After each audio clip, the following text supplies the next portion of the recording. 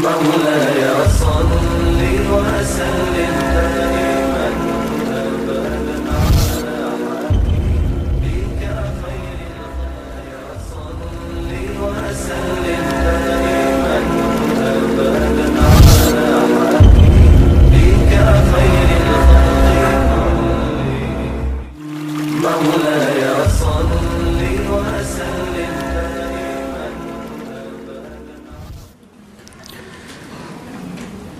أعوذ بالله من الشيطان الرجيم. بسم الله الرحمن الرحيم. السلام عليكم warahmatullahi wabarakatuh. Kita mulakan pertemuan kita pada pagi ini dengan Ummul Kitab Al-Fatihah. A'udzu billahi minasyaitonir rajim. Bismillahirrahmanirrahim.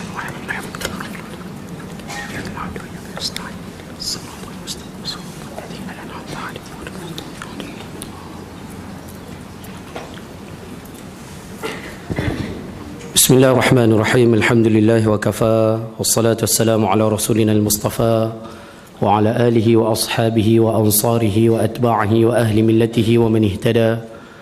Allahumma ij'al jam'ana hadha jam'an marhuma wa tafarruqana min ba'dihi tafarruqan ma'suma wa la hawla wa la quwwata illa billahil aliyyil azim. Amma ba'du. Terima kasih diucapkan kepada Al-Fadhil mengurusi majlis kita pada pagi ini. Khususnya yang dihormati barisan imam Masjid Negeri Selangor Darul Ihsan, khususnya muslimin muslimat, ibu-ibu, ayah-ayah dirahmati Allah Subhanahu wa taala sekalian. Alhamdulillah, kita rafakkan kesyukuran kepada Allah Subhanahu wa taala. Pagi ini pagi yang ke-26 daripada bulan Jumadil Akhir 1437 Hijrah.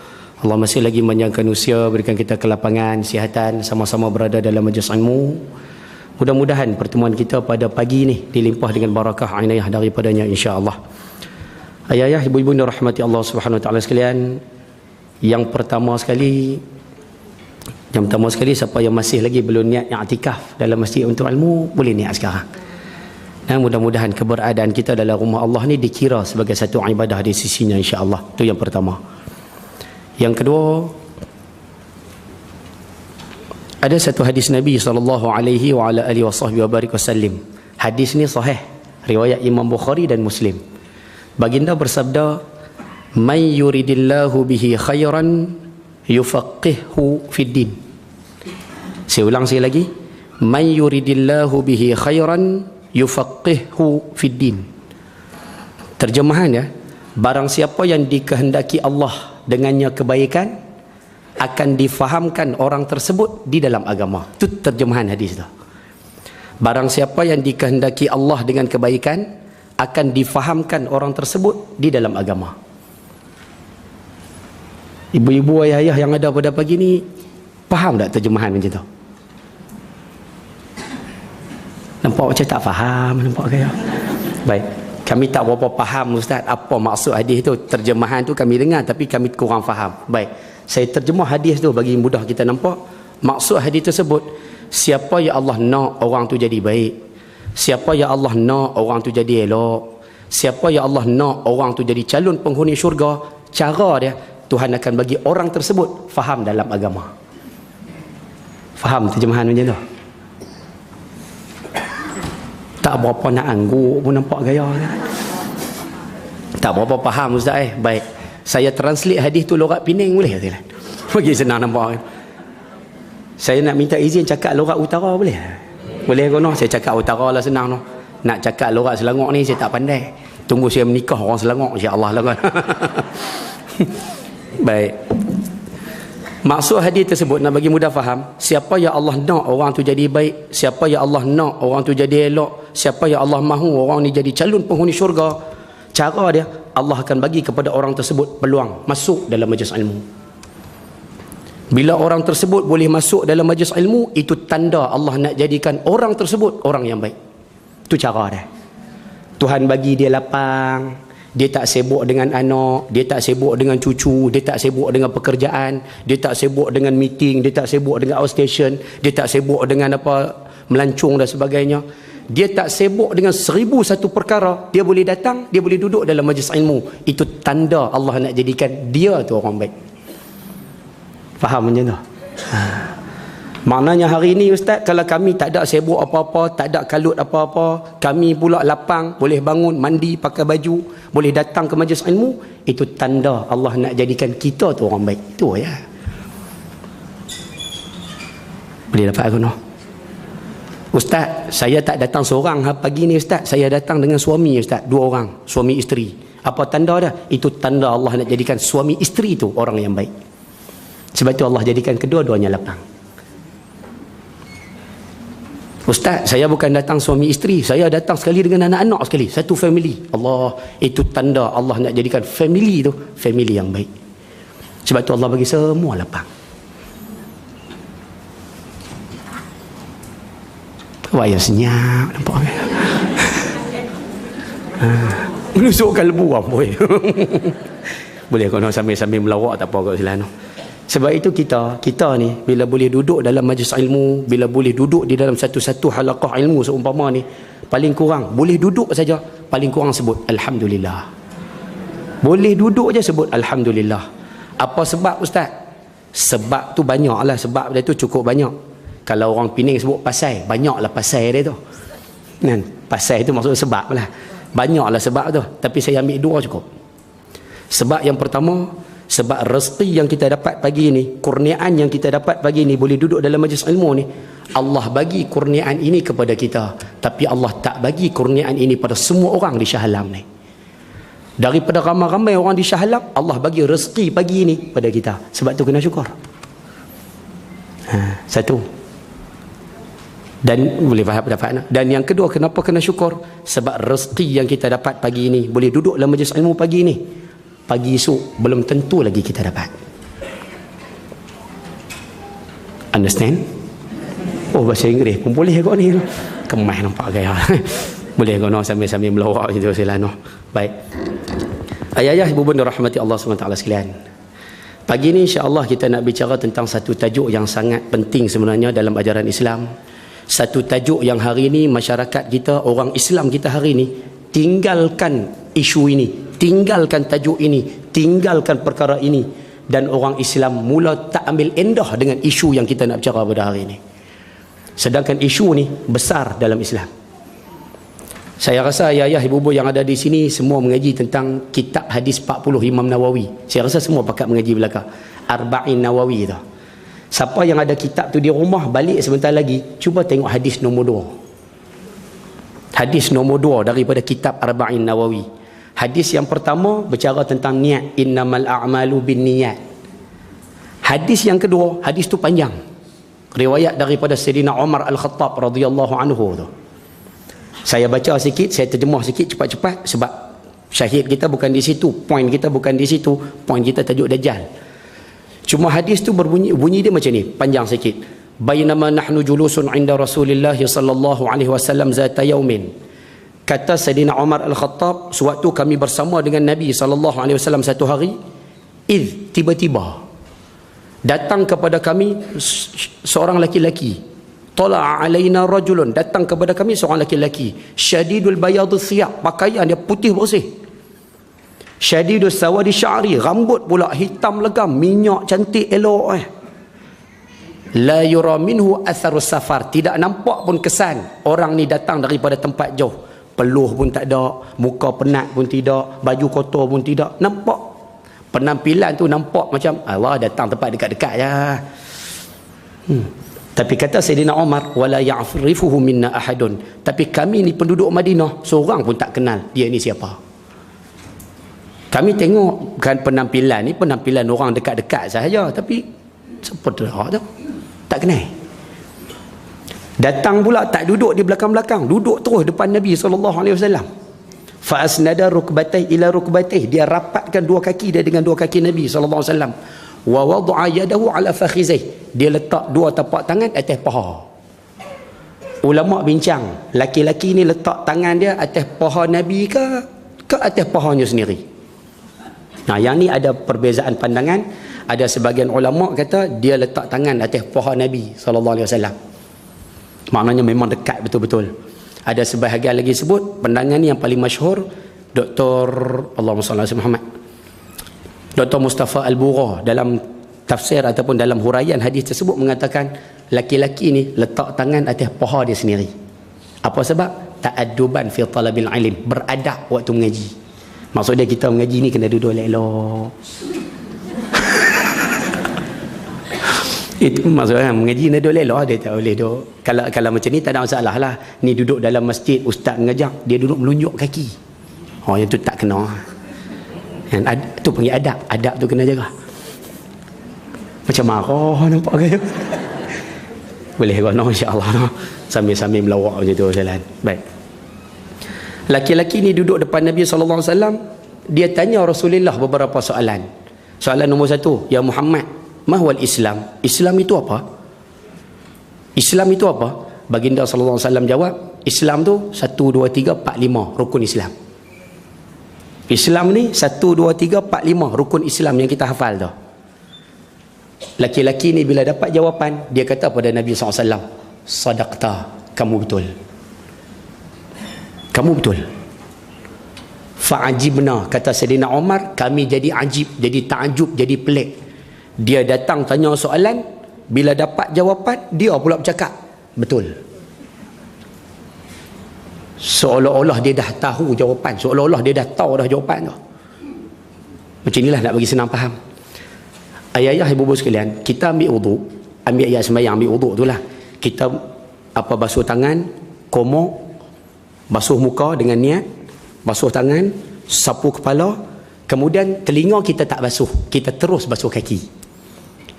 Boleh faham? Ambil ayat sembahyang macam biasa, sapu kepala semua siap, cuma dekat telinga kita tak basuh, kita terus basuh kedua-dua belah kaki. Soalan dia, sah dah wuduk kita tu? Sah? Sah? Betul. Maknanya ustaz tanya kami soalan tu, ustaz dah tahu jawapan, nampak gaya tu. Sama macam hadis tadi. Laki-laki ni datang tanya soalan pada Rasulullah, bila Rasulullah jawab, laki-laki ni kata betul. Maknanya dia tanya tu, dia tahu dah, nampak gaya tu. Faham ke saya duk cerita? Boleh kau no? Baik. Soalan nombor 2, ya Muhammad, mahwal iman? Iman tu apa? Baginda jawab 1, 2, 3, 4, 5, 6 rukun iman. Betul. Ya Muhammad, mahwal ihsan? Ihsan itu apa? Baginda jawab, an ta'budallah ka'annaka tarah. Ihsan ni kamu sembah Allah seolah-olah kamu nampak Tuhan. Fa in lam takun tarah, kalau tak boleh nak rasa, seumpama tu tak boleh nak rasa macam tu, fa innahu yara. Ingat Tuhan sentiasa tengok kamu. Ketika ni laki-laki tu tak jawab pun sadaqta, dia senyap. Apa sebab dia senyap? Kenapa dia senyap? Jawapannya mudah. Ilmu ihsan juga dikenali dengan ilmu tasawuf. Ilmu tasawuf ni dia ilmu zauq, ilmu rasa, benda yang dirasai di dalam hati. Jadi baginda jawab kepada laki-laki ni, baginda jawab berdasarkan rasa yang Nabi rasa. Macam mana Nabi rasa? Nabi jawab. Laki-laki ni dia tak boleh nak rasa macam mana Nabi rasa. Banyak perkataan rasa nampak gaya. Dia tak boleh rasa macam mana yang Nabi rasa. Sebab itu dia kira betul lah tu, senyap sudahlah. Dia tak boleh nak jawab sebab dia tak rasa macam mana yang baginda rasa. Selesai. Soalan nombor 4, laki-laki ni tanya, ya Muhammad, mata sa'ah, kiamat ni bila? Bila kiamat ni? Baginda SAW jawab pada laki-laki ni, ma mas'ulu anha bi'alama minas sa'il. Tidaklah yang kena tanya lebih mengetahui daripada yang bertanya. Maksud kata-kata ni, kamu tanya, kamu tidak tahu. Aku nak jawab pun tak tahu kiamat itu bila. Tapi Nabi jawab dekat laki-laki ni, tapi aku boleh bagi tahu pada kamu tanda-tanda dia.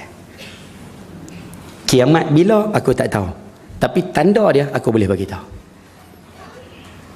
Selesai, boleh dapat saya kata no. Selesai laki-laki ni dapat jawapan tersebut, dia bangun, dia balik. Terus balik. Kata Sayyidina Umar, falabithtu maliyah, aku ni duk heran. Siapa dia ni? Siapa dia ni? Ulama sebut Sayyidina Umar duk fikir siapa dia ni 3 hari. 3 hari duk, kalau orang Kedah sebut duk melengung. Melengung tu termenung. Mamoi payah tu. Ini orang utara tak payah.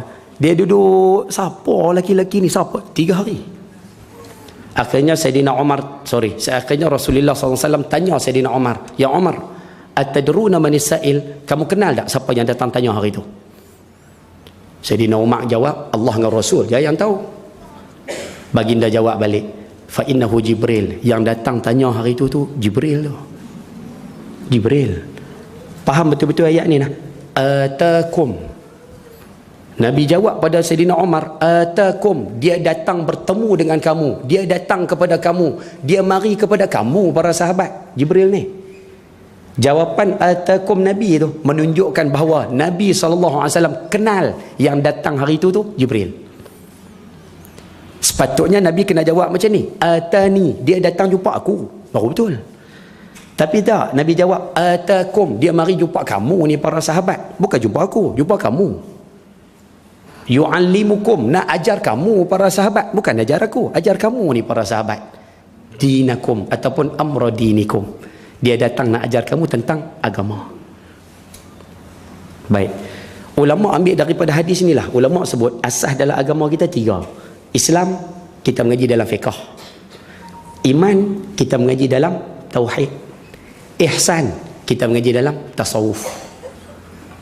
Jangan silap faham nah. Ada kalau kami di belah utara, orang kampung banyak silap faham. Dia faham tasawuf ni pakai serban besar, pakai biji tasbih besar, lepas tu duduk dalam masjid, duduk meratik tu bagi apa? Duduk zikir. Zikir. Sedangkan ulama sebut tasawuf ni apa? Ala innat tasawufa lahwal adab. Yang kita dengar ilmu tasawuf ni ilmu adab, akhlak.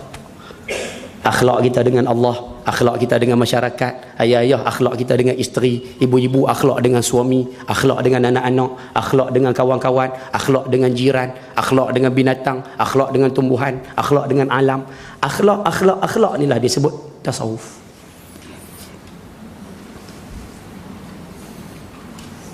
Oh ya senyap. Macam duk tahan apa nampak gaya. Boleh no? InsyaAllah no. Allahu Akbar. Saya sebenarnya kalau bahasa di sini sebut masih lagi duk teruja ni apa segala. Sebab tak sangka pagi tadi baru duk tidur dengan isteri di Tasik Gelogok. Hari ni bertemu dengan orang Shah Alam. Pukul 7 ada, pukul 6 ada di Pulau Pinang, pukul 8 lebih ada di Selangor dah. Sebab kita ni, saya ni jarang keluar daripada negeri Pulau Pinang, ustaz kampung. Jadi duk pusing kot Pulau Pinang je lah. Kan? Lagipun senang nak uruskan keluarga. Jenis anak ramai. Kan? Anak 6. Bini 2. Kan? Nampak macam mana orang kenal. Jadi duduk di negeri Pulau Pinang tu senanglah nak kelola kan. Keluar ni dia tak apalah, tak ada masalah silah. Baik. Tak apalah, jadi kalau melawak lebih kurang tu jangan marah silah noh, insya-Allah noh. Baik. Jadi ulama sebut hadis ini juga asas agama kita 3 yang saya sebutkan tadi. Tapi ada sebahagian tambah satu lagi. Apa dia? Isu berkaitan dengan tanda akhir zaman. Sebab soalan yang ditanya oleh malaikat Jibril, soalan tentang isu akhir zaman. Sebab itu hari ini kita sebenarnya nak bicara satu tajuk yang sangat-sangat besar, iaitu isu akhir zaman. Nabi SAW sebut kepada kita tanda akhir zaman ni, saya nak sebut macam mana silah noh. Saya pinjam ni Ustaz boleh tak? Ni. Yang mana boleh tengok tolong tengok sana. Okey. Okey, macam ni nah. Saya tak ujung ni lah.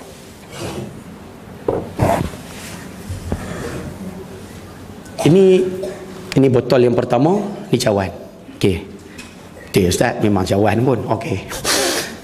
Saya nak sebut, cuba bayangkan ni waktu Nabi Adam turun atas muka bumi.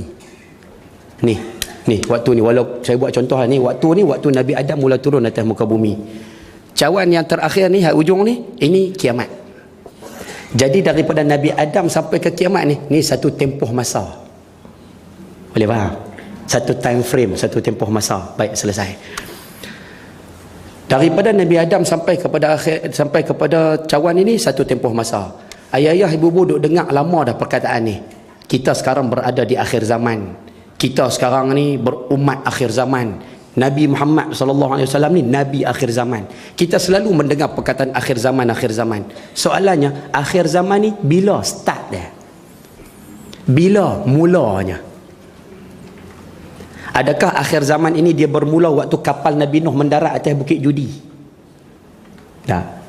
Ataupun akhir zaman ini dia bermula waktu Nabi Ibrahim dilempar masuk dalam api?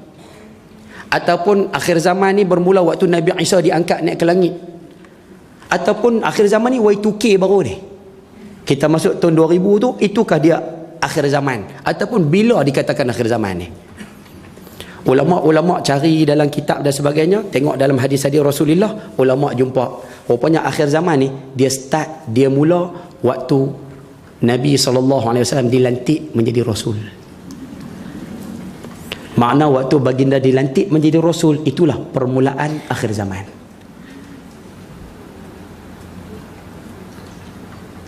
Berdasarkan hadis, bu'istu ana was-sa'ah kahatain, aku diutuskan dengan kiamat. Nabi kata macam ni, Nabi tunjuk dua jari, sibabah wal wusta, jari telunjuk, jari tengah. Maknanya akhir zaman ni dia mula waktu baginda diutuskan menjadi Rasul. Soalannya, baginda dilantik jadi Rasul bila? Minggu lepas kah? Bulan lepas kah? 10 tahun lepas kah? 100 tahun lepas kah? Baginda dilantik jadi Rasul 1400 tahun lepas. Maknanya dalam bahasa kampung kita boleh sebut, kita sekarang 1400 tahun akhir zaman. 1400 tahun sekarang, kita lah 1400 tahun akhir zaman. Makna kita sekarang sudah berada di akhir zaman, sudah hampir 1400 tahun. Yang orang kita hari ni semayang fardu 5 waktu pun tak cukup lagi. Yang orang kita hari ni benda haram, ambil lagi, makan lagi, sapu lagi. Yang orang kita hari ni mengumpat tak tentu masa. Pagi mengumpat, tengah hari mengumpat, tengah makan mengumpat, nak tidur atas katil pun duduk mengumpat lagi. Sedangkan kita di akhir zaman 1400 tahun dah. Ibu-ibu yang ada di sini bergaduh dengan suami sehari 14 kali lagi. Padahal kita sekarang dah 1400 tahun akhir zaman ni. Sebab tu minta maaf silah, saya isu ni saya kadang semangat, kadang dia marah pun ada juga. Jadi kalau kasar sikit saya minta maaf banyak-banyak lah. Orang utara ni dia agak kasar. Jadi kalau terasa tu saya minta maaf banyak-banyak lah. Cuma kita nak sebut akhir zaman, minta maaf, kita sekarang sudah 1400 tahun di akhir zaman. Yang mana pada zaman kita ni kita akan tengok tanda kiamat akan keluar satu di hadapan mata kita sendiri. Sama ada tanda tu tanda kecil ataupun tanda tu tanda besar, dia akan keluar di hadapan mata kita satu. Cuma kita, siapa yang menuntut ilmu, siapa yang belajar, dia akan tengok, oh ni tanda kiamat, oh ni tanda kiamat, oh ni tanda kiamat. Dia akan mengetahui kata ini sebahagian daripada tanda akhir zaman. Yang mana tak tahu, dia akan kata biasalah, zaman lah macam tu lah, biasa. Dia akan cakap macam tu. Dia tak nampak kata tu tanda akhir zaman. Dan tanda akhir zaman ni dia pecah dua ya. Tanda kiamat kecil, tanda kiamat besar. Tanda kiamat kecil, tanda kiamat besar. Cuma kita nak kongsi sikit tanda kiamat kecil ni untuk maklumat ibu sekalian. Hari ni keluar terang-terangan dalam masyarakat kita. Cuma kita sedar ataupun tidak ya. Saya sebut ringkas antara tanda kiamat yang ayah boleh tengok. Antaranya anak derhaka mak ayah. Itu tanda kiamat lah. Anak kita tak dengar cakap kita, anak kita lawan cakap kita, tu tanda nak kiamat lah. Perhiasan rumah sama dengan perhiasan pakaian, tu tanda nak kiamat lah. Dulu pakaian manusia ni ada corak batik, corak macam-macam corak lah. Hari ni corak yang ada di pakaian tu dia pindah di rumah, dia pindah ke rumah. Macam mana cara perpindahannya? Kalau dulu tahun 80-an 90-an orang letak corak tu dalam frame, sangkut di dinding. Ada corak batik sangkut dekat dinding, buah dalam frame tu lah. Bila mari zaman kuih berkembang sikit, kuih canggih sikit, orang tak letak frame dah. Hari ni orang letak apa? Wallpaper.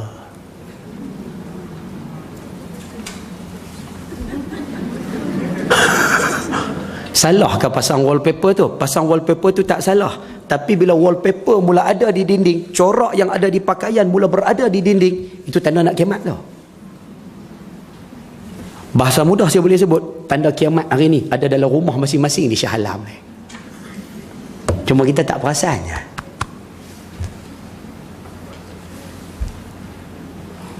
Faham ke saya cerita? Macam masing-masing pakai ada dalam rumah. Jangan nampak gaya. Habis tu Ustaz, balik sebentar lagi kami nak kena koyak buang ke wallpaper tu. Tak payah, jangan buang. Habis tu nak buat apa? Balik sebentar lagi, nampak wallpaper, kita ingat, Allah, ni tanda kiamat ni. Aku nak kena berubah nampak gaya ni. Itu yang penting tu. Tak perlulah duk buang wallpaper, duk buang frame-frame, tak payah. Tak ada siapa suruh itu isu macam tu. Balik tengok, ambil pengajaran. Balik nampak, ambil pengajaran. Nabi kata apabila tempat, lokasi, kita sebut tempat lah, makin dekat, itu tanda nak kiamat. Masa makin dekat, itu tanda nak kiamat. Ni saya sebut poin-poin ringkas saja ni. Apabila teknologi makin berkembang, tu tanda nak kiamat. Hari ni barang dibuat di Shah Alam boleh dijual di UK. Itu tanda nak kiamat. Apa sebab? Kemajuan teknologi. Orang UK boleh order melalui internet sahaja. Orang Shah Alam post hantar ke UK. Rupanya perkembangan perniagaan ini pun satu di antara tanda akhir zaman. Kalau nak sebut banyak, ada lebih kurang 100 lebih tanda kiamat. Tanda kiamat kecil. Kesimpulan dia, semua keluar belakang dah sekarang. Dan sekarang, yang masih belum keluar lagi, tanda kiamat besar. Sebab tu hari ni kita nak tengok tentang isu baru nak masuk. Tentang tanda kiamat besar, mudah-mudahan ambil pengajaran. Ayah-ayah yang mana ada kitab, catik sikit. Tanda kiamat besar ada 10 ya. Tanda kiamat besar 10 sahaja. Saya sebut cepat-cepat nah, salin cepat-cepat nah. Yang pertama sekali dukhan. Dukhan. Ejaannya D-U-K-H-A-N, dukhan. Tulis terjemahannya di tepi, asap. Nah, tulis asap. Nah, tulis asap is bukan as soon as possible tu, bukan. Asap mah, asap. Ataupun di tepi asap tu buat kurungan, tulis jerbu.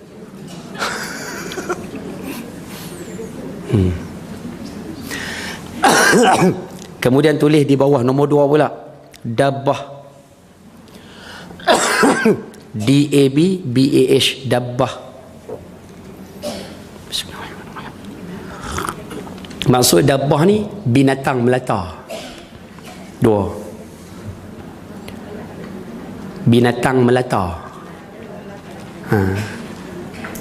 Ada yang mengatakan binatang melata ini anak unta Nabi Saleh. Ada yang mengatakan binatang melata yang akan keluar ini ular. Ada yang mengatakan binatang melata ini manusia. Ada yang mengatakan binatang melata ini virus. Ada pandangan yang mengatakan binatang melata ini kereta. Wallahu alam. Tak tahu mana satu betul. Pasal akhir zaman dabbah keluar banyak. Dia kata kereta sekarang kan banyak. Wallahu alam. Itu pandangan sahaja. Tapi dabbah yang betul saya rasa tak keluar lagi. Belum lagi keluar. Sebab dia keluar di Mekah. Yang ketiga, yang tajuk yang kita nak bicara hari ini, Dajjal. Ataupun orang Kedah panggil DJ. Dajjal. Kan? Nah, Dajjal. 3. Kemudian yang keempat, turun Nabi Isa. Turunnya Nabi Isa. Itu tanda kiamat besar. Berapa dah? 4. Yang kelima, matahari terbit sebelah barat.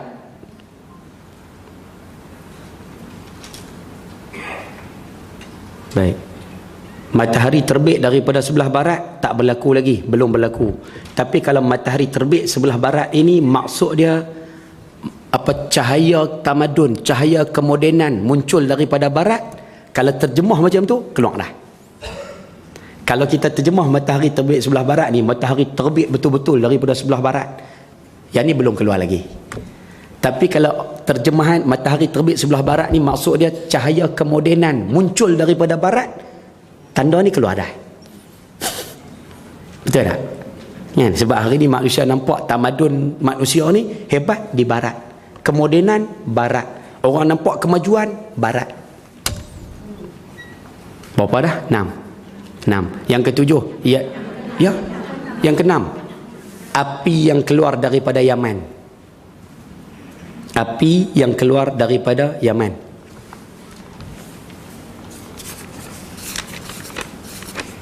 Tujuh Yang keenam. Yang ketujuh, Ya'juj wa Ma'juj.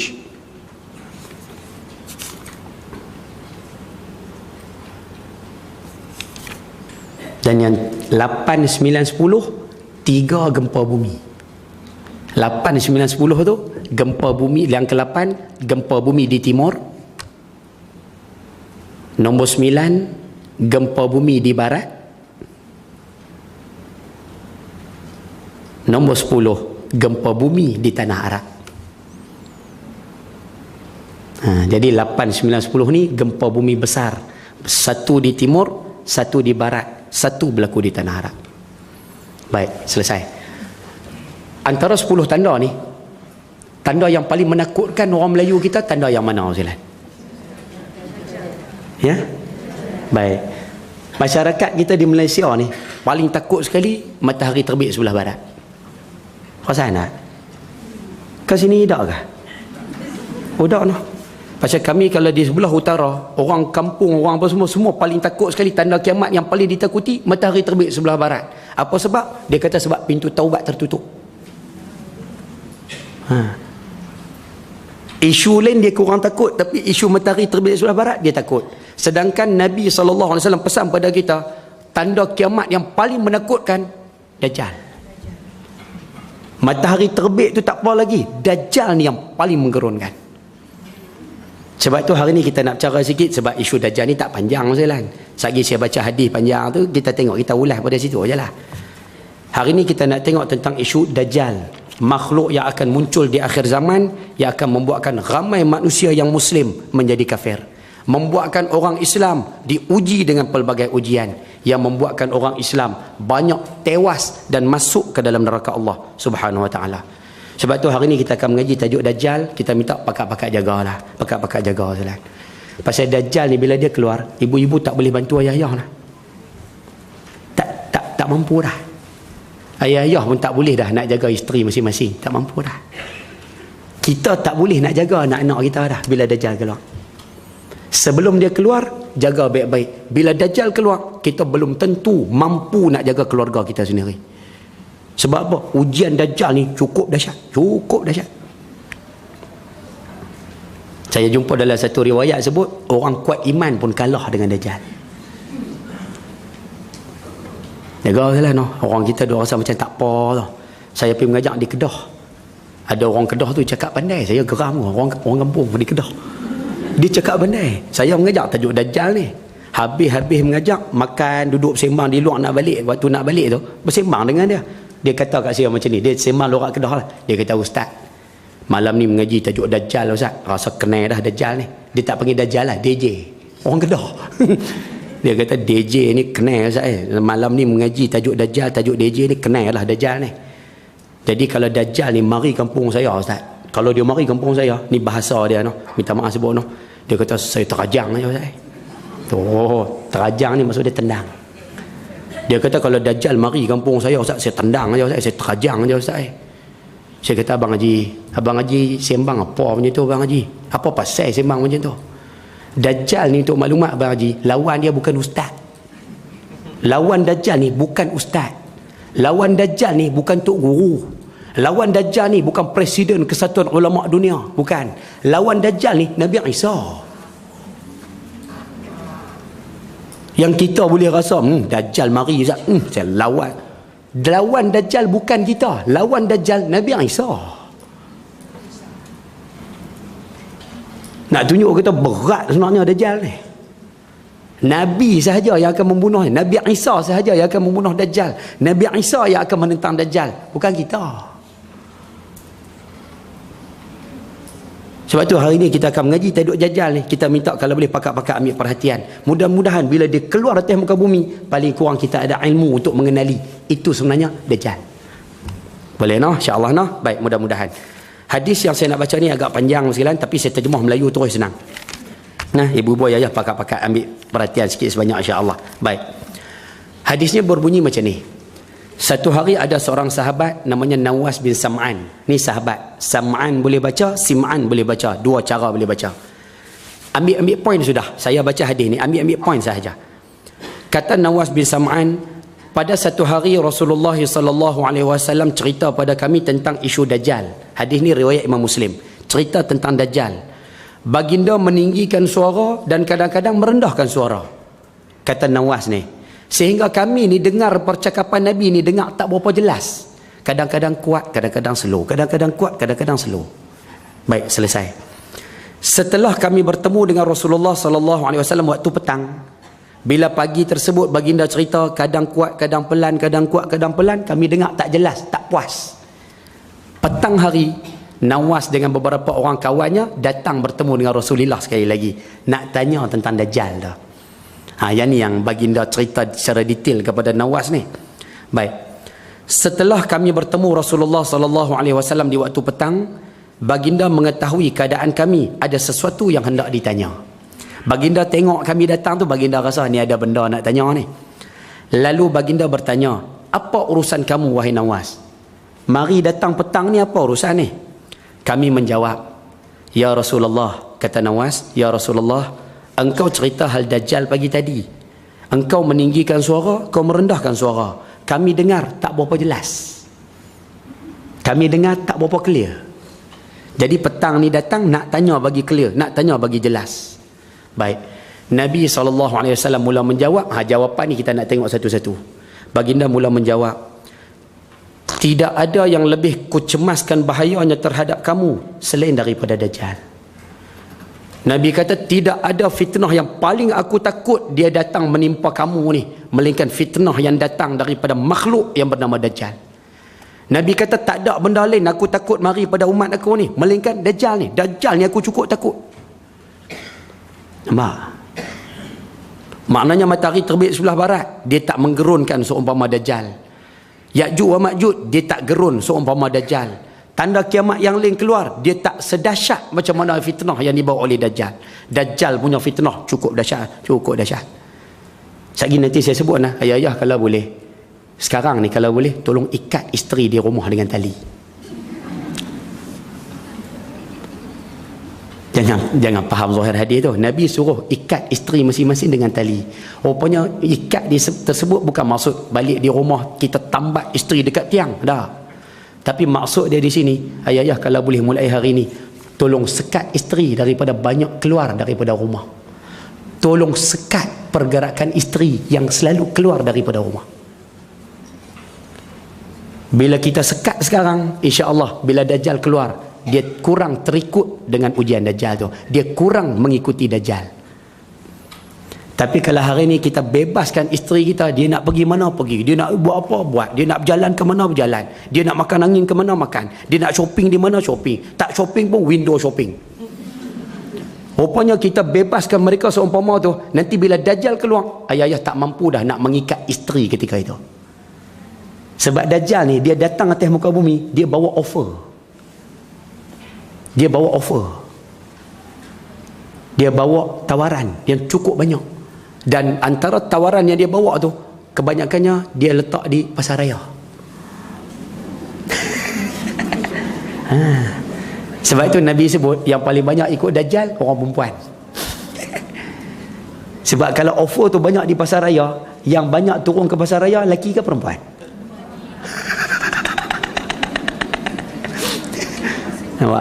Bukan semua lah, tapi majoritinya. Ibu-ibu yang ada di sini mengaji pasar raya seminggu sekali ya. Tapi kadang-kadang anak-anak kita tiap-tiap hari pasar raya.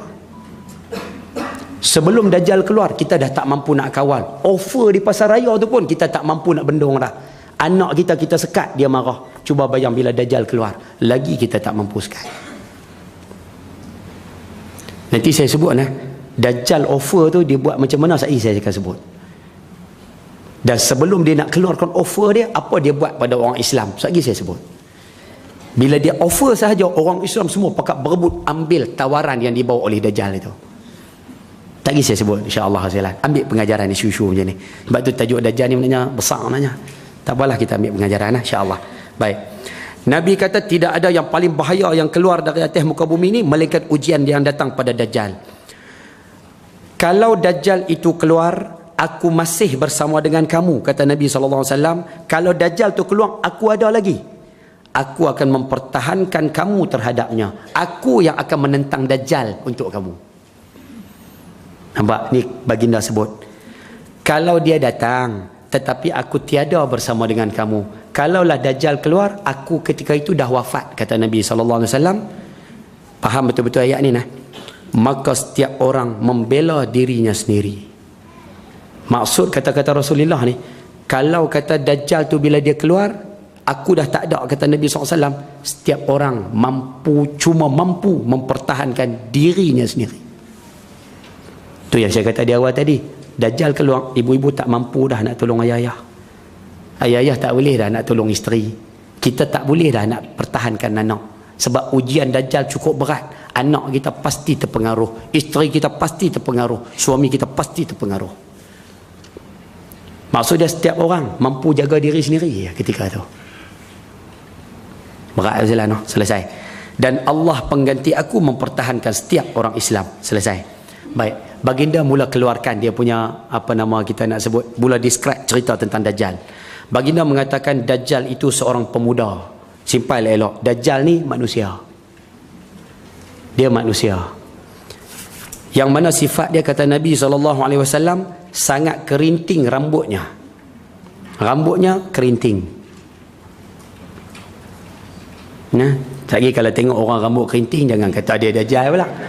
Kan? Tapi Dajjal ni rambut dia kerinting sajalah, memang kerinting. Baik. Matanya buta sebelah. Matanya buta sebelah mana? Matanya buta sebelah kanan. Belah kanan buta, tak boleh melihat. Matanya sebelah kiri, belah kanan mata tak boleh tengok. Mata sebelah kiri dia ni boleh melihat, tapi mata dia tu agak terkeluar sedikit daripada sarung dia tu. Itu Dajjal. Baik. Ustaz, nak tanya satu soalan. Dajjal hidup lagi sekarang? Jawapan dia hidup dah. Dajjal ni hidup sejak daripada zaman, ada riwayat sebut, zaman Nabi Sulaiman AS. Dia hidup sampai sekarang. Maknanya Dajjal dah ada atas muka bumi? Ya. Dia ada di mana? Tak tahu. Ada sahabat Nabi pernah jumpa? Ya. Namanya Tamim Ad-Dari. Pernah jumpa Dajjal ini di sebuah pulau, tapi tak tahu di mana. Jadi Dajjal ni dah ada? Ya. Ustaz, Dajjal dah ada sekarang ni, mata dia dua-dua okey ke buta sebelah? Tak mau tanya soalan tu. Jawapan dia, ketika ini kalau kita tengok dalam hadis riwayat Imam Ahmad, ada dua tanda Dajjal. Masa sekarang ni, tanda tu tak keluar lagi. Dia jadi pemimpin dunia, baru dua tanda ni keluar. Sebab Dajjal ni dia keluar, dia akan memimpin dunia.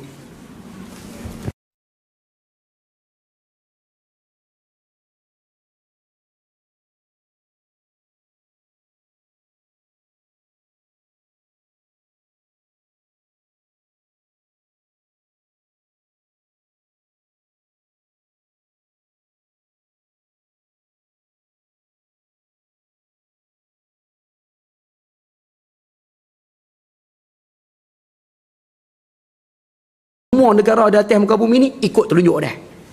Dia boleh ikat dengan politik, dia ikat. Dia boleh ikat dengan ekonomi, dia ikat. Dia boleh ikat dengan sosial, dia ikat. Apa benda dia boleh ikat, semua dia ikat. Supaya masyarakat dalam dunia ikut telunjuk dia.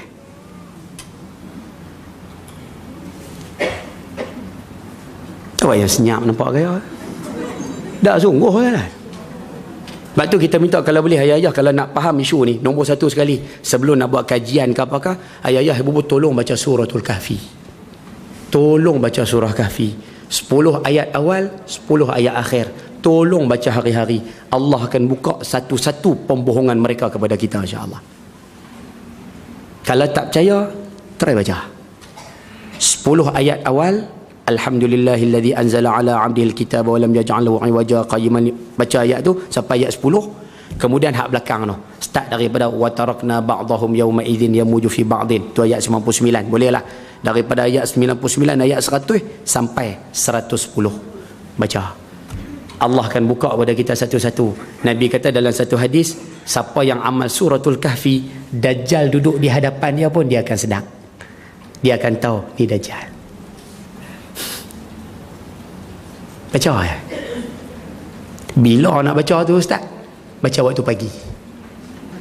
Ibu-ibu lepas sembahyang subuh, habis baca doa semua siap, kalau boleh ambil, kalau nak cantik sikit, photo state. 10 awal, 10 akhir, pelekat dekat tempat kita sembahyang tu. Habis sembahyang, baca tu. Tak sempat Ustaz. Kalau tak sempat, pelekat dekat dapur. Bagi orang perempuan lah. Orang lelaki-lelaki pelekat, kalau bekerja, pelekat tempat kerja. Kalau tak bekerja, pelekatlah di mana-mana ruang yang mana kita boleh baca. Dalam kereta payah sikit lah. Dalam kereta boleh, no? Tunggu parking ke apakah, baca. Ataupun ustaz datang lambat yang kuliah ke apakah. Kami tunggu 8.30, pukul 9 baru sampai. Sempat baca 20 ayat tu, insya-Allah. Boleh kau no? Baca nah, kita minta tolong baca. Saya seru kalau boleh ayah-ayah, ibu-ibu yang mengaji hari ni, tolong baca. Macam mana pun baca. Malam pun boleh. Nak tidur, yang penting satu hari sekali kita baca. Sempat siang, tak sempat siang, malam. Boleh kau no? Jaga selana, saya minta tolong sungguh-sungguh, tolong baca. Ya? Nak kena hafal dah ustaz. Siapa boleh hafal itu lebih baik. Sebab bila dia hafal, dia duduk di mana pun dia boleh baca. Kan? Duduk tunggu ustaz. Sekali lagi contoh tak payah. Sekali sudah. Kan? Pergi mana-mana tunggu orang boleh baca. Pergi berjalan sambil bawa kereta boleh baca. Buat apa-apa pun boleh baca sebab kita hafal. Jadi bila hafal dia memudahkan kita. Nah? Kalau tak boleh handphone pun ada buka. Kalau rasa susah handphone ustaz, rakam suara sendiri. Kita baca suratul kahfi, kemudian kita pasang setiap hari. Bila pasang, ikut balik. Boleh tak? Faham ke saya buat contoh? Boleh ke no? InsyaAllah no. Jadi Dajjal ni nombor satu, bila dia jadi pemerintah, dua tanda ni akan keluar pada dia. Nombor satu, mata buta sebelah kanan. Maknanya sekarang ini Dajjal belum lagi jadi pemerintah, matanya normal macam mata kita. Satu. Yang kedua, tanda yang akan muncul bila dia jadi pemerintah, tulisan kafarah di dahi itu. Tulisan tu belum muncul, bila dia jadi pemerintah baru muncul. Sebab itu ada sebahagian ulama bila ulah isu hadis ni, ada sebahagian mengatakan Dajjal ni mata dia buta dalam peperangan. Dia buta waktu perang. Jadi selepas buta kecederaan di mata tu, dia dilantik menjadi pemerintah dalam dunia. Wallahu alam, tu pandangan.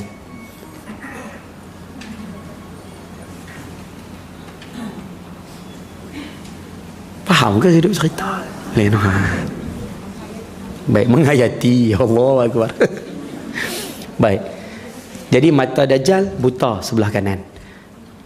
Seolah-olah kata Nabi SAW, kamu ni sahabat, kamu nak tengok Dajjal ni, Nabi kata tengok, aku menyerupakan, aku bagi contoh Dajjal ini seperti Abdul Uzza bin Qutnin. Abdul Uzza bin Qutnin ini seorang Yahudi suku, kata silap saya, seorang manusia suku Khuza'ah zaman Nabi dululah.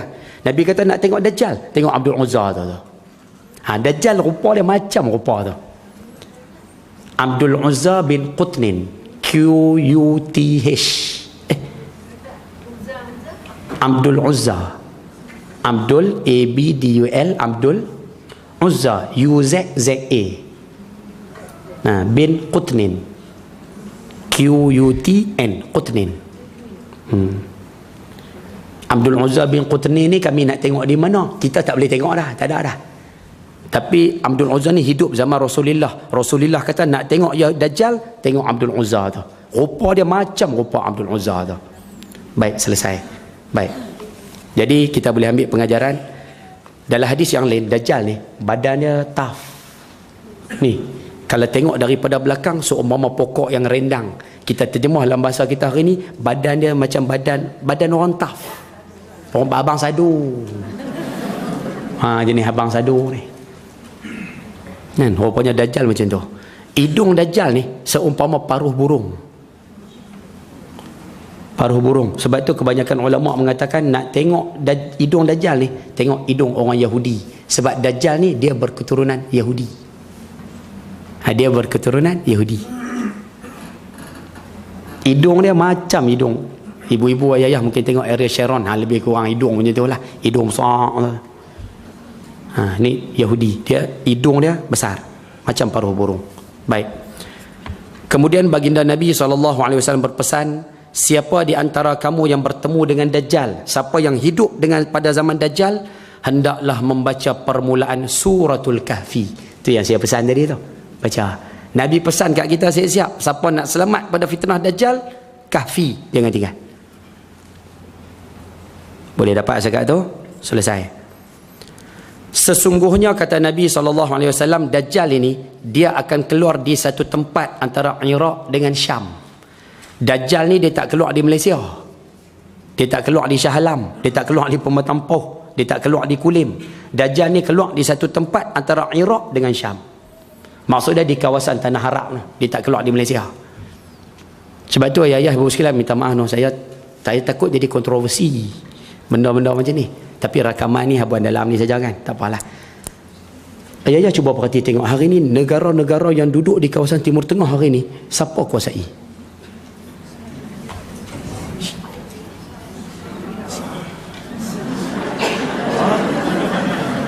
Perasan tak? Perasan tak? Sedangkan dalam hadis Muslim ada sebut Dajjal ni bila dia keluar, yang bantu Dajjal, yang tolong Dajjal 70,000 tentera daripada Isfahan, Iran. Nabi pesan dah, Dajjal ni bila keluar, yang tolong Dajjal, bantu Dajjal ni 70,000 tentera daripada Isfahan, Iran. Tentera tu ada siap dah sekarang. Tak percaya? Type dalam Google, tengok sendiri. Syekh Google ni memang alim sungguh, Syekh Google ni. Tengok apa pun ada. Hak agama, hak tak agama ke apa, semua ada. Hak pelik-pelik pun ada belakang Syekh Google ni. Cuba tak tengok 70,000 tentera daripada Isfahan, Iran. Tentera tu ada siap dah di sana. Mereka semua sedang tunggu Dajjal keluar sahaja sekarang. Dan Iran hari ni dikuasai oleh Syiah. Cuba tengok saya tok ni, jangan marah ni. Iran hari ni Syiah kuasai. Satu. Pergi negara sebelah dia, Iraq. Iraq hari ni siapa kuasai? Nuri Al-Maliki. Nuri Al-Maliki tu terang-terang Syiah. Sebab tu dia orang cepat-cepat guling Saddam Hussein, ganti dengan Nuri Al-Maliki, memang terang-terang Syiah. Hari ni Iraq negara Syiah. Lompat sikit Syria, tak payah bicara, Bashar Al-Assad terang-terang Syiah. Turun bawah sikit, Lubnan. Dulu ayah-ayah ibu-ibu sekalian di Malaysia ni, kita cukup kagum dengan satu nama. Apa dia? Hassan Nasrullah. Pasal apa? Hassan Nasrullah berani menentang Israel, sampai letak nama anak Hassan Nasrullah. Bila Hassan Nasrullah menang di Lubnan, cuba tengok hari ni, dia mengambil satu kawasan di Lubnan, dan dia pengikut kuat Syiah Imamiyah. Dan hari itu kita tengok di Yaman, cetusan Syiah Houthi. Kita nak sebut dalam masa mudah Arab Saudi, cuba tanya orang yang duduk di Arab Saudi, Syiah ada di Arab Saudi? Ada.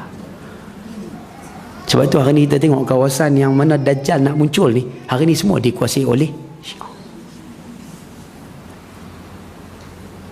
Kita ada rasa macam tak apa.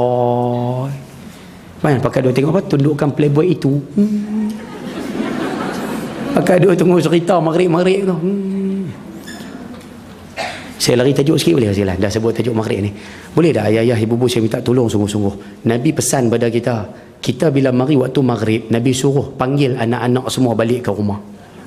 Nabi suruh masuk dalam rumah.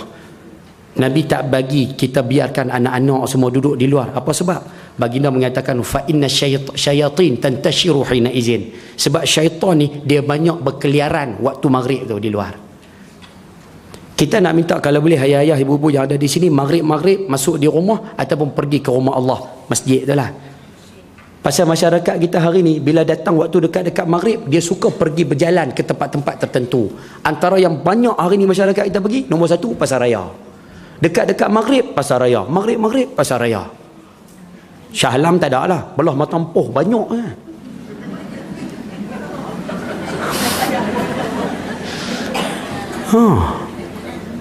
Waktu maghrib ya, kalau pakai dua kira ke pasar raya 6.45 baru duduk bersiap. Nak pergi mana ni Pah? Nak pergi Giant. Sini kan Giant. Nak pergi Tesco, IOI Mall ada sini ya? Ada. Oh, ada. Oh. Ha.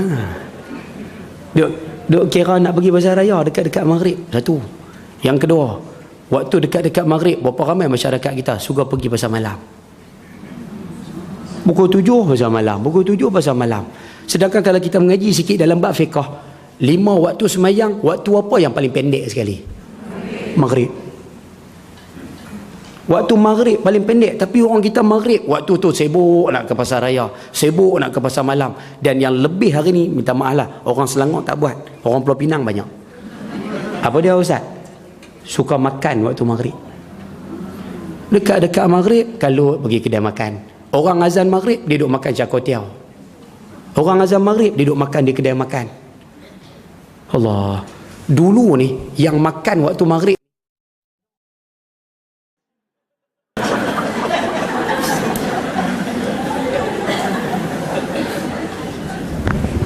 betul dah Ustaz? Yang duk makan waktu maghrib dulu.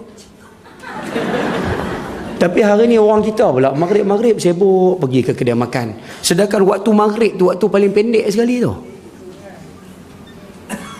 Ustaz nak pergi pasar malam Ustaz, pergi pukul 6. Oh, pukul 6 payah Ustaz. Apa pasal? Awal sangat. Kalau awal sangat pergi selepas sembahyang maghrib, pergi waktu nak isyak. Tak, lepas sembahyang isyak pergilah beli.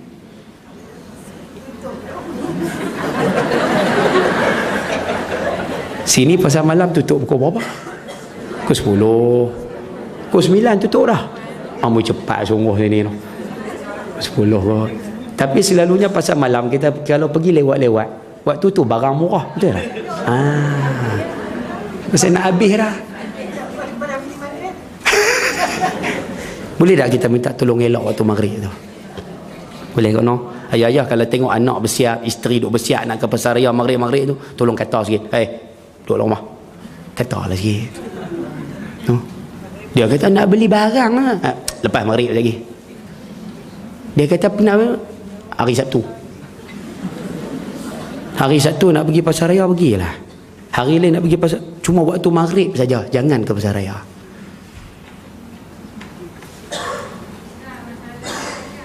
Ya. Ayahnya yang ajak. Aduh.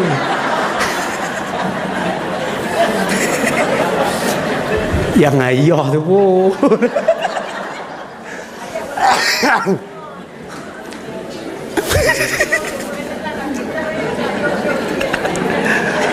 Ketua keluarga ajak memang jam, tak bayar nak buat apa. Baik tu kalau boleh jangan no, jangan. Nah, larang anak-anak kita, keluarga kita. Saya baginda bersabda, ahabbul biqa' ila Allah masajiduha. Tempat yang paling Tuhan suka atas muka bumi, masjid.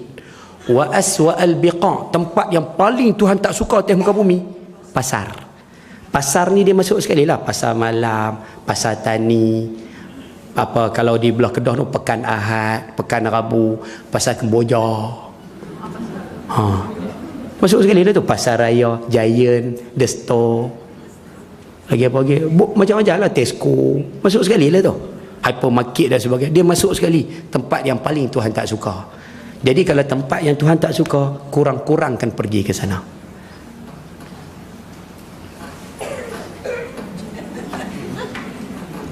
Macam marah nampak kaya. Boleh kau no? InsyaAllah no? Mudah-mudahan ambil manfaat. Baik, sambung sikit lagi. Baik. Tajuk Dajjal tak habis sikit adalah poin dia tak banyak pun. Baik. Kata Nabi SAW, Dajjal dia akan keluar di satu tempat antara Iraq dengan Syam, di kawasan belah Timur Tengah. Dia tak keluar di Malaysia. Sebab tu perkembangan Timur Tengah kita kena ambil tahu. Dajjal dia akan merosak ke sebelah kanan dan merosak ke sebelah kiri. Dia keluar je semua tempat atas muka bumi ni dia akan sampai. Melainkan dua sahaja, Mekah dan Madinah. Dua tempat ni dia tak boleh masuk, Mekah dan Madinah. Sebab itu kalau ayah ibu sekalian, benda ni tu saya kata kontroversi ke sekalian, tapi nak buat macam mana? Dajjal nanti bila dia keluar, dia akan pergi semua tempat, tapi Mekah Madinah dia tak boleh masuk sebab ada malaikat yang mengawal. Akhirnya baginda sebut Dajjal ni dia akan naik di atas satu bukit, dia akan duduk di atas bukit tu di Madinah. Dia akan kata kepada pengikut dia, hadza masjidu Ahmad, tu masjid Muhammad tu tu masjid Nabawi tu. Dia akan duduk di atas satu bukit. Bukit tu sekarang ada di kota Madinah. Dan dia terletak 20 meter daripada sempadan tanah haram kota Madinah. Maksudnya ni tanah kota Madinah, ni sempadan 20 meter bukit tu. Bukit tu namanya Jabal Habsyi. Jabal Habsyi. Dan yang menakutkannya apa sekalian, yang menakutkan sekarang ni, Jabal Habsyi sekarang di kota Madinah tu, kerajaan Arab Saudi buat istana diraja. Tahu tak? Kerajaan Arab Saudi buat. Saya baru balik umrah 10 hari ya sekalian. Ayah-ayah, ibu-ibu sekalian, kalau kata siapa yang nak pergi umrah lepas ni, kita cadang. Ayah-ayah nak pergi tengok kilang cetak Quran tu. Kan selalu dia orang bawa kan, kilang cetak Quran. Masa nak pergi ke kilang cetak tu, kilang cetak selalu duduk belah kanan, tengok belah kiri. Dia ada satu bukit, seketui bukit macam tu. Dipanggil Jabal Habsyi. Boleh tanya pada mutawif dan sebagainya. Dajjal nanti duduk atas bukit tu. Dia akan kata, tu Masjid Muhammad tu. Dia nak masuk ke dalam Masjid Nabawi, nak masuk ke tanah haram tak boleh. Jadi dia duduk atas bukit tu. Bukit tu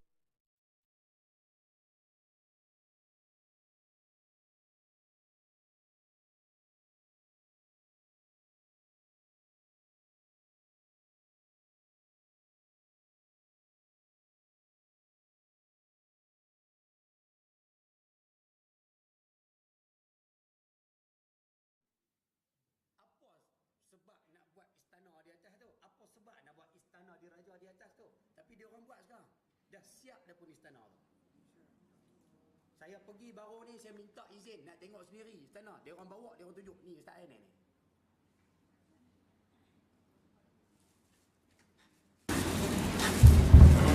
Pasal mudah kita sebut, persiapan untuk Dajjal keluar hari ni semua dah siap tersedia. Kita je duk rasa lambat lagi, saya lambat lagi. Siap dah. Saya tak kata tu, tapi yang buat istana Allah tak jauh lah. Tapi istana tu ada dah sekarang. Siapa pergi buat umrah, buat haji dan sebagainya, pergi tengok sendiri sekalian. Kau lah kata ustaz tipu, tengok sendiri. Dia orang tukar nama, saya tak ingat nama yang mereka tukarkan tu, tapi asal tu nama dia Jabal Habsyi. Dan istana tu ada di atas bukit. Istana dia sama macam istana ayah-ayah pergi ke Masjidil Haram, kat tepi Masjidil Haram tu ada istana raja kan. Bentuk dia macam tu jugalah di atas bukit tu. Dia bukan macam istana negara hak kita ni. Istana negara hak kita ni bentuk dia bentuk ciri-ciri hak Melayu kita lah. Hak Arab Saudi punya cara Arab Saudi lah istana dia. Tahu lah. Lepas tu kita minta bakat-bakat jagalah. Bakat jaga. Baginda SAW sambung lagi, hai hamba Allah, teguhkan pendirianmu apabila Dajjal itu keluar. Tetapkan pendirian, jangan mengaku Dajjal itu sebagai Tuhan bila dia keluar nanti. Kami tanya lagi, kata sahabat, ya Rasulullah, berapa lama Dajjal akan tinggal di atas muka bumi ni? Dajjal hidup atas muka bumi ni berapa lama? Baginda jawab, 40 hari. Oh, mana tak lama no Dajjal atas muka bumi? Dah sebulan 10 hari je. 40 hari. Ada hari yang sama dengan setahun. Hari yang pertama Dajjal keluar, hari pertama tu seumpama setahun.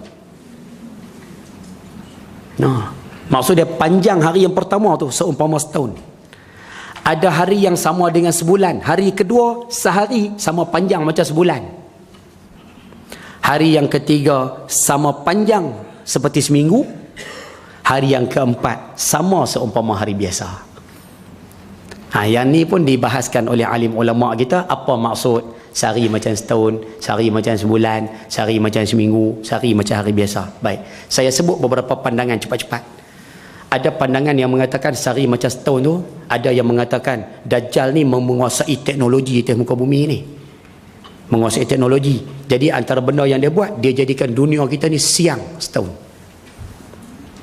Kan sekarang Amerika ada teknologi apa? HAARP. Teknologi yang boleh mengubah cuaca. Tengok Syekh Google ada. Syekh Google itu saya kata tadi memang alim semua. Tanya apa pun dia boleh jawab. Amerika sekarang ada teknologi HAARP. Boleh buka, boleh baca, boleh tengok. Kan? Dia boleh kontrol cuaca. Jadi ada yang mengatakan Dajjal dengan kemampuan dia, dia boleh membuatkan siang tu panjang macam setahun. Itu pandangan nombor satu lah. Ada pandangan ustaz-ustaz kita yang mengatakan Dajjal ni dia ada kuasa, dia boleh hentikan matahari di tengah-tengah, jadi siang tu panjang setahun. Ada yang kata macam tu. Ni pandangan belaka lah. Yang betul wallahu alam, ni ijtihad daripada orang alim kita ni. Ada yang mengatakan sehari macam setahun ni, dia kata tak, sehari macam setahun ni macam hari-hari biasalah. Cuma Dajjal ni bila dia keluar, kita rasa derita sangat tu. Rasa macam sehari tu Allah panjang macam setahun. Contoh macam ni lah, nak lagi mudah faham poin nombor 3 ni. Ayah-ayah pernah tak mengaji dengan seorang ustaz? Ustaz tu bila dia mengajak macam ni, kita duduk-duduk tu, dia mengajak, Assalamualaikum warahmatullahi wabarakatuh, Bismillahirrahmanirrahim, Alhamdulillahirabbil. Kita dengar dia baca Bismillahirrahmanirrahim, muqaddimah tu saja kita kata Allah lamanya. Lepas tu bila dia mula bercakap, dia mulakan percakapan dia lah, dia baru bercakap 5 minit ni, tapi kita duduk tengok jam dah, macam sejam lah ni, bila nak habis ni. Pasal apa? Sebab rasa lama. Padahal baru 5 minit tapi rasa lama. Sebab apa? Derita. Kan? Dia mengajak tu, kita derita. Betul tak? Kan? Ulama sebut, ada yang mengatakan bahawa Dajjal ni bila dia keluar, dia bawa kepada kita penderitaan. Kita sampai satu tahap rasa satu hari punya penderitaan sama macam setahun lamanya. Itu maksud satu hari seumpama setahun. Dan ada yang mengatakan sehari macam setahun ni, hak ni Dr. Zakir Naik, minta maaf Dr. Zakir Naik pula, apa nama yang banyak ulas tentang kiamat siapa? Syekh Imran Hussein. Syekh Imran Hussein menterjemahkan sehari macam setahun ni, dia kata macam ni, sehari macam setahun Dajjal memerintah sebuah negara atas muka bumi ini dalam tempoh masa yang lama. Sehari macam sebulan, kerajaan Dajjal ni akan pindah kepada negara yang nombor 2, tapi pemerintahan yang kedua ni kurang sikit. Kemudian Dajjal akan berpindah kepada kerajaan yang ketiga, dia akan memerintah dunia selama seminggu. Kemudian pemerintahan Dajjal ni akan berada di semua negara atas muka bumi ini. Itu maksud sehari macam setahun, sehari macam sebulan, sehari macam seminggu, dan hari lain macam hari-hari biasa. Dan dia terjemah macam ni, dia kata sehari macam setahun, Dajjal dah perintah dah dunia. Sewaktu Dajjal memerintah Britain. Sebab itu negara Britain dulu menjadi negara penguasa dunia. Habis semua negara atas muka bumi ni dia jajah, termasuk Malaysia. Itu syarikat India Timur, British apa semua tu. Kemudian sehari macam sebulan, Britain jatuh sebagai kuasa dunia. Naik pula negara yang kedua, Amerika. Itu yang dikatakan sehari macam sebulan. Amerika negara polis dunia. Dan hari ni kita tengok Amerika kau jatuh, duit Amerika jatuh apa semua ni. Lepas ni akan naik pula negara yang ketiga jadi penguasa dunia. Apa dia? Israel. Dan bila Israel menguasai dunia, semua negara-negara atas muka bumi ni akan ikut pada Israel pula. Itu terjemahan Syekh Imran Hussein. Mana satu betul? Wallahu alam. Nanti keluar Dajjal, kita tengoklah siapa betul. Nak cerita tak reti, itu pandangan lah. Baik, sambung. Sahabat tanya lagi, ya Rasulullah, hari yang sama macam setahun, cukupkah kami semayang satu hari 5 kali? Hari yang satu hari sama panjang macam setahun, macam mana nak semayang fardu 5 waktu? Baik, Rasulullah jawab, kamu perkirakan sahaja ukurannya. Yang ni macam ni, nak bagi senang faham. Kalau ayah-ayah ibu sekalian tanya saya pegang dengan pandangan yang pertama tadi, sehari panjang macam setahun tu. Apa sebab? Sebab soalan sahabat tanya ni, kalau sehari panjang macam setahun, macam mana kami nak semayang fardu 5 waktu? Baginda jawab kepada para sahabat, kirakan ukuran dia. Maksud dia macam ni, Bila mari waktu pagi, semayang subuh. Subuh pukul 6. Pukul 6 subuh. 7, 8, 9, 10, 11, 12, 1, 2. Pukul 2 ni kira zuhur. 8 jam selepas subuh, semayang zuhur. Habis pukul 2 semayang zuhur, 3, 4, 5. Pukul 5 ni dah masuk asar. 3 jam selepas zuhur, semayang asar. 6, 7, 8. 3 jam selepas asar, semayang maghrib. 2 jam ataupun sejam selepas maghrib, semayang isyak. Walaupun hari masih siang. Ulang. Tak, apa, ikut jam tu lah. Maksud dia subuh, lepas subuh pukul 6, 7, 8, 9, 10, 11, 12, 1, 2. Pukul 2 tu zuhur dah masuk dah. Jadi semayang zuhur. Kemudian 3 jam selepas zuhur, semayang asar. 3 jam selepas asar, semayang maghrib. Sejam selepas maghrib, semayang isyak. Itu satu pandangan. Itu pun pandangan juga. Boleh dapat zakat tu, no? InsyaAllah, nah, kita nak minta pakat-pakat jaga belakang. Ada yang mengatakan, tu yang saya kata tadi, ni pandangan. Kalau pandangan kata sehari sama panjang macam setahun, macam tu cara ukuran semayang dia. Kalau sehari macam setahun itu maksud dia huru hara yang berlaku, Ustaz, teruk sangat, Ustaz, sampai masjid tak ada orang azan dan sebagainya. Macam mana cara nak semayang? Hak jenis ni kita agak-agak lepas semayang subuh, 8 jam kemudian semayang zuhur. Sebab masjid dah dirobohkan, azan dah tak didengari dan sebagainya. Cara semayang kita macam tu pula. Tu kata dia kena tengok dengan suasana Dajjal keluar nanti, ya. Faham ke saya duk cerita lah? Tajuk ni dia heavy sikit, tapi tak apalah, buat macam mana. Nah, heavy sikit lah tajuk Dajjal ni. Selalu saya mengajar tajuk Dajjal ni 3 siri. Pasal kita bercara satu. Hari ni nak lungguk semua sekali, memang berat lah. Ibu-ibu balik sekali, saya rasa semua pakat letih sekali, pakat lena. Sekali saya pun lena sekali juga, insyaAllah. Tajuk ni dia heavy, dia berat. Pasal banyak maklumat kita nak kena bagi. Tapi tak apalah, ambil dulu. Nanti balik sekali, proses balik maklumat tu. Baik. Kami tanya lagi, ya Rasulullah, berapa cepat Dajjal hidup bergerak atas muka bumi? Baginda jawab, seperti hujan yang dihalau angin. Dajjal bergerak ni macam mana? Baginda jawab, cukup laju. Yang ni yang ayah-ayah boleh tengok, ada satu hadis sebut. Nabi kata Dajjal ni dia bergerak dengan kaldai telinga panjang. Kaldai telinga panjang. Ulama dulu tak faham kaldai telinga panjang tu apa. Ulama sekarang terjemah kaldai telinga panjang ni maksud dia jet pejuang. Jadi kalau dengan jet pejuang, Dajjal boleh bergerak ke mana sahaja. Ni pandangan juga, ijtihad pada alim ulama. Kaldai telinga panjang ni maksud dia jet pejuang. Saya bila mengaji hari tu, ustaz tu kata, dia kata antara pandangan yang kita boleh pakai hari ni, kaldai telinga panjang tu jet pejuang. Saya dengar perkataan jet pejuang, saya cukup takut, Ustaz. Apa sebab? Sebab bila dengan jet pejuang, Dajjal ni boleh pergi merata tempat atas dunia ni. Betul? Satu. Yang kedua, ayah-ayah ingat tak hari tu MH370 hilang lah. Dunia pakat cari mana kapal terbang kita ni. Pakat cari naik ke mula-mula arah nak pergi ke apa? Ke China, patah balik Pulau Langkawi, naik Teluk Andaman, last kali hilang di Lautan Hindi. Betul? Waktu duk cari di Lautan Hindi tu, akhirnya muncul satu pulau yang tiba-tiba gah nama dia dalam dunia ni. Pulau tu nama apa? Diego Garcia. Pulau tu milik siapa? Milik USA. Cuba balik nanti, cuba cari balik maklumat tu, cuba perhati tengok atas pulau tu ada apa.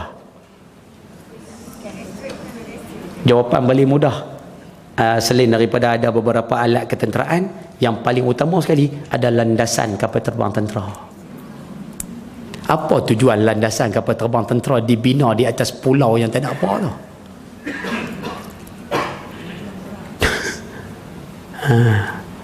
Tu yang saya kata di awal tadi, Dajjal nak keluar ni, persiapan dia semua siap dah. Anak-anak buah dia buat dah, duk tunggu dia coy keluar. Coy, faham ke tu? Duk tunggu dia keluar.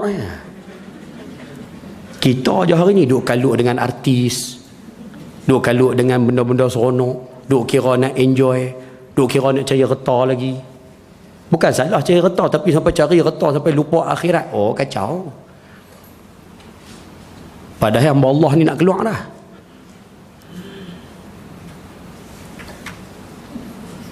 Tunggulah.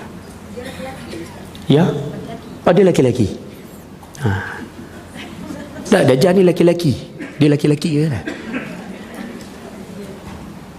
Tunggu lah, jaga semua. Dan Dajjal ni bila dia keluar sikit, nak habis dah pasal lah. Dajjal ni bila dia keluar. Sebelum dia nak keluar, dia akan pastikan, pengikut dia akan pastikan, ni cara dia nak menguasai dunia. Yang ni kena faham kaedah ni. Dia keluar, dia bukan jadi orang biasa macam kita ni. Dia jadi pemerintah dunia, Dajjal ni. Dan dia akan datang kepada manusia, dia offer syurga, neraka. Dia offer syurga, neraka ni maksud dia kesenangan, kesengsaraan. Kamu mengaku aku Tuhan, kamu anggap aku sebagai Tuhan, kamu mengaku aku ni pemberi kebahagiaan, aku bagi syurga pada kamu, aku bagi kesenangan pada kamu. Tapi kalau kamu lawan aku, kamu bangkang aku, kamu tak mengaku aku sebagai Tuhan, hidup kamu sengsara. Itu perangai Dajjal. Jadi masyarakat ketika itu berada dalam kesengsaraan. Pengikut Dajjal sekarang ni, dia akan pastikan penduduk dunia sekarang semua dalam keadaan sengsara dulu. Dia kena buat macam tu dulu. Baru Dajjal keluar nanti, orang pakai ikut.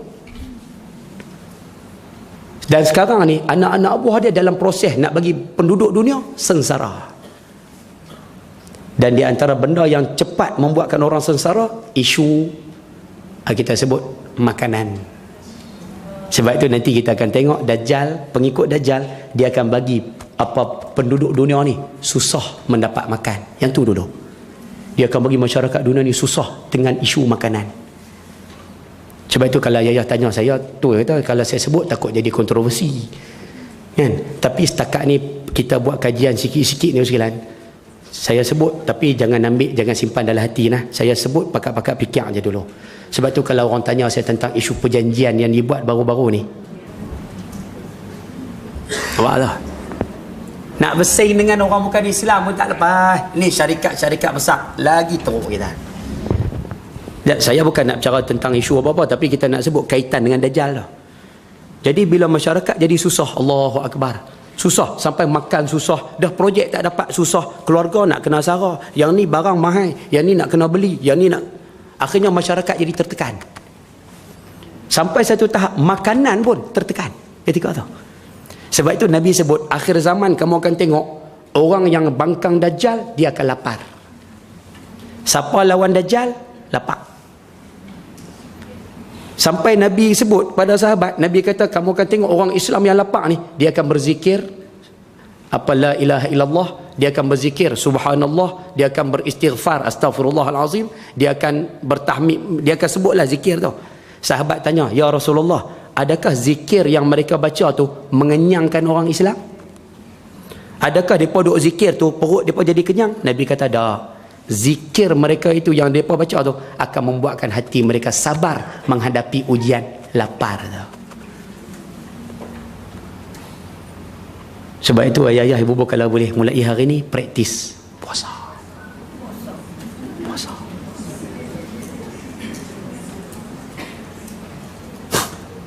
Cuba bayang tengok, anak-anak kita tak pernah puasa. Anak-anak kita nak makan apa sentiasa boleh dapat apa semua. Cuba bayang bila Dajjal datang, dia stop makanan, dia susahkan kita tentang isu makanan. Kemudian Dajjal kata pula, kamu kalau nak senang boleh, nak makan boleh, nak hidup mewah boleh, mengaku aku jadi Tuhan ya. Mengaku aku ni pemberi kebahagiaan, aku bagi apa kamu nak. Agak-agak anak kita ikut kan? Ikut kan? Yang ni yang Nabi kata fitnah yang paling menakutkan aku, kata Nabi SAW ni. Dajjal akan buat cara macam ni.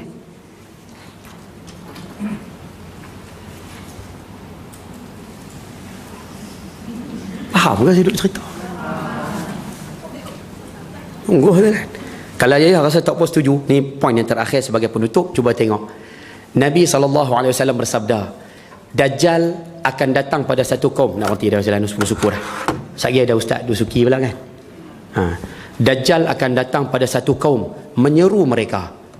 Pi dekat satu kaum, dia pi dekat satu puak, satu negeri, dia akan kata, tuan-tuan ikut saya, tuan-tuan akuilah saya Tuhan, tuan-tuan akuilah saya pemberi kebahagiaan, tuan-tuan akuilah siapa sokong saya bagi kemewahan.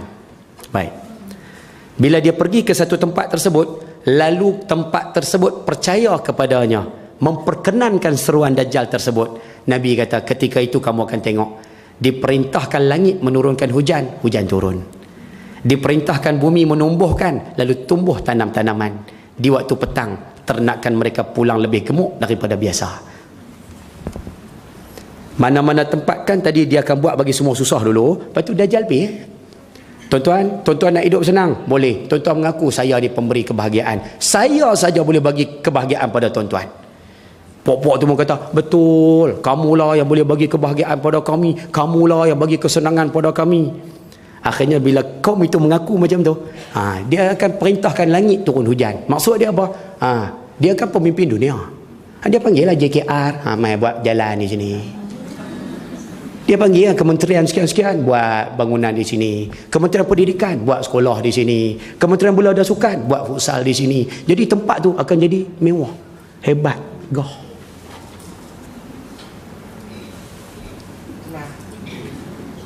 Senang? Senang. Syarat dia satu ya, mengaku dia pemberi kebahagiaan. Faham ke saya duk cerita? Nampak macam sama no? Baik. Lalu dia mendatangi satu kaum yang lain, dia mari ke Shah Alam pula. Dia menyampaikan seruan pada mereka. Dia duk kempen kat orang Shah Alam, kata dia pemberi kesenangan, dialah yang bagi segala-galanya.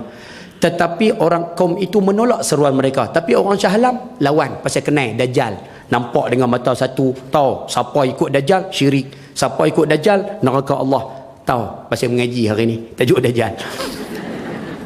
Jadi bila pakat lawan belaka, lawan Dajjal, Nabi sebut dia berangkat meninggalkan mereka. Dajjal lepas kempen tu dia balik. Tak apalah, lepas dia bercakap dia balik. Pagi besoknya negeri itu menjadi kering, tidak tumbuh apa-apa. Maksud dia segala kemewahan di tempat tersebut dia tarik balik. Segala projek yang berjalan di tempat tersebut dia tarik balik.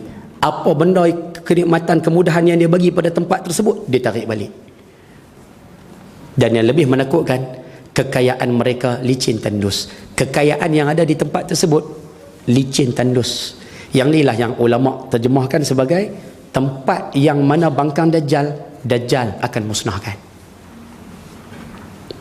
Sebab itu ayah-ayah sekalian, ada orang waktu ulas hadis ni dia pesan pada saya.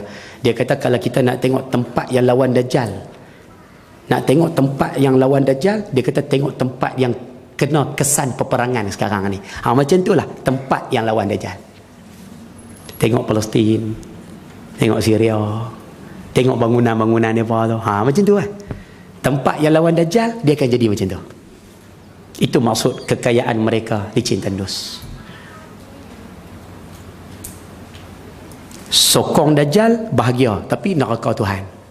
Lawan Dajjal kehidupan musnah. Ibu-ibu nak pilih yang mana? Ayah-ayah nak pilih yang mana? Itu yang saya kata di awal tadi, ujian yang paling dahsyat datang daripada makhluk yang bernama Dajjal. Sebab tu kita minta kalau boleh ayah-ayah babu sekalian, beberapa perkara kita sebut. Nombor satu, surah Kahfi tolong baca satu. Yang kedua, kalau boleh sebelum bagi salam, fil alamin innaka hamidum majid, sebelum nak bagi salam tu tolong baca doa tu, Allahumma inni a'udzubika min fitnatil mahya wa min fitnatil mamat wa min fitnatil qabri wa min fitnatil masihi. Saya rasa doa tu semua pakai apai. Tolong baca sebelum bagi salam. Dua. Dan yang ketiga, kalau bolehlah nak selamat pada fitnah Dajjal ni, kalau boleh pindah duduk di Mekah ataupun Madinah. Arab Saudi tak bagi. Pasal yang ni bukan saya sebut lah, tapi dalam kitab Min Ashratis Sa'ah sebut, siapa nak selamat fitnah Dajjal, dia kata pergi duduk di Mekah dan Madinah. Sebab dua kota ni Dajjal tak boleh masuk. 12 hari kena balik. Tak apalah, pergilah sekali lagi umrah, doa, ya Allah bagilah aku ni duduk di Mekah waktu Dajjal keluar. Mana tahu. Doa, masuk hijir, doa. Duduk belakang makam Ibrahim, ataupun pergi dekat Multazam tu, pekuk badan apa semua, tok pipi kat Multazam tu, minta boleh no, insya-Allah, mudah-mudahan ambil manfaat sama-sama insya-Allah. Baik, ayah-ayah gubernur rahmati Allah SWT sekalian, dan Dajjal akan dibunuh oleh Nabi Isa di Babu Luddud, di pintu Lud di Palestin. Yang ni siap dah, tempat tu ada. Siapa pergi Palestin tengok tempat Dajjal akan dibunuh ada di Palestin sekarang. Nama pintu tu pintu Lud, L-U-D, Lud. Dajjal akan dibunuh di sana. Nah, insya-Allah nah, mudah-mudahan ambil manfaat sekalian.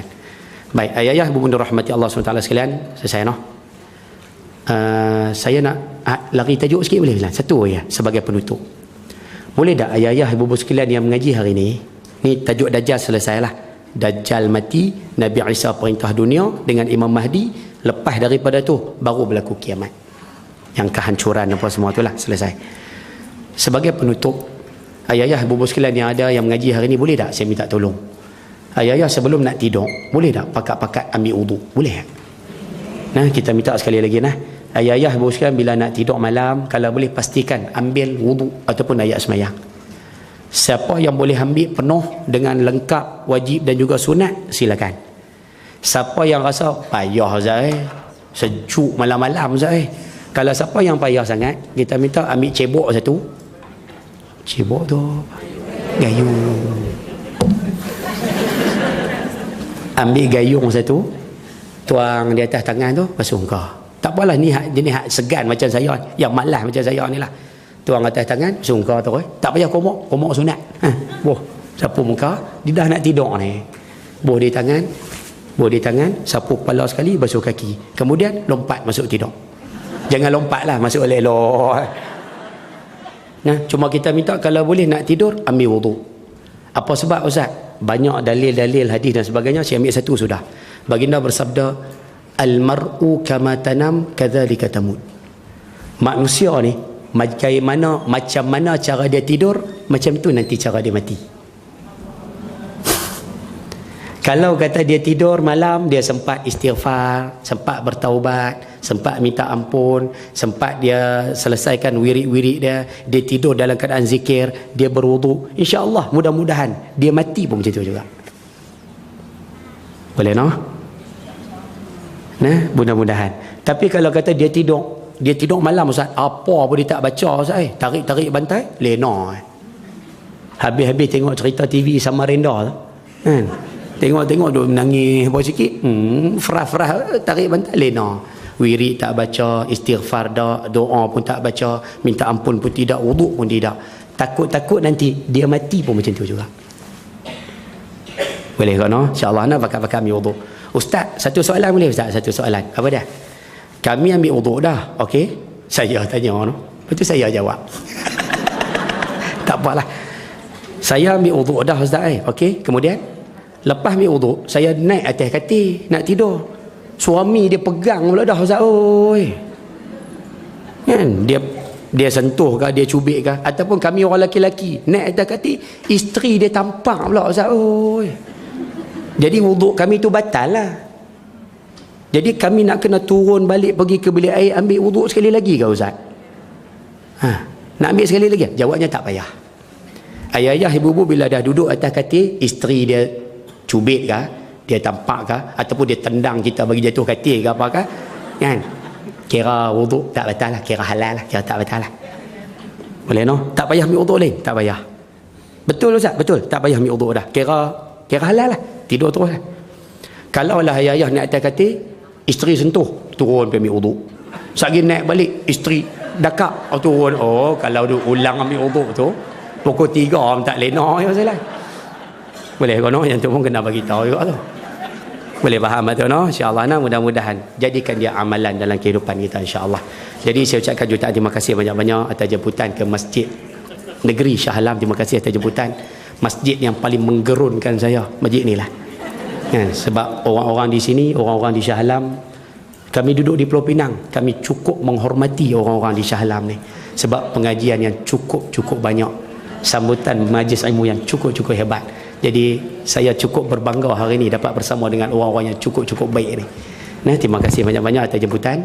Yang kedua, saya ucapkan jutaan kemaafan sebab penyampaian kurang memuaskan, minta maaf banyak-banyak. Dan yang ketiga, saya ucapkan jutaan terima kasih sangat-sangat. Terima kasih banyak-banyak. Sebab sepanjang saya duduk cakap ni, seorang pun tak lena. Terima kasih Ustaz. Terima kasih atas kerjasama tersebut. Saya cukup berbesar hati. Ada rezeki kita jumpa lagi insya-Allah. Jadi sekian, cukup sekadar itu. Sekian, wabillahi taufiq wal hidayah. Assalamualaikum warahmatullahi wabarakatuh. Bismillahirrahmanirrahim. Alhamdulillahirabbil alamin wassalatu wassalamu ala asyrafil anbiya wal mursalin wa ala alihi wa sahbihi ajma'in. Allahumma rzuqna fahman nabiyyin wa hifdhal mursalin wa ilhamal malaikatil muqarrabin.